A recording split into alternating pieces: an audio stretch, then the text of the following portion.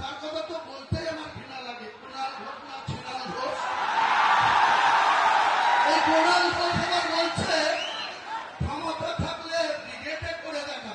হ্যাঁ কুণাল ঘোষ, হ্যাঁ মমতা ব্যানার্জি, আমাদেরকে আগামী জানুয়ারি মাসে আমি ব্রিগেড ময়দানে সভা করে দেখাবো। তোমাদের রাজনৈতিক মৃত্যু ঘণ্টা সেদিন বাজিয়ে দিব কলকাতার ব্রিগেড। পাল্লা হুমায়ুন কবিরকে রুখে দিবা। আমি তারিখ ঘোষণা করছি না, 31শে জানুয়ারির আগেই হবে।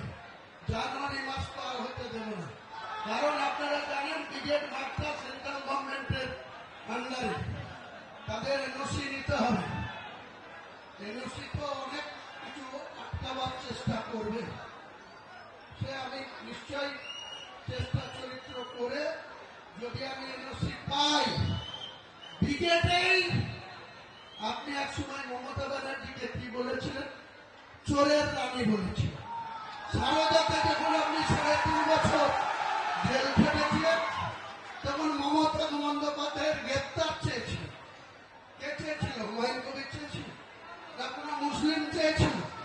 আপনি কুণাল ঘোষ চেয়েছিলেন, মমতাকে চোরের রানী বলেছিলেন।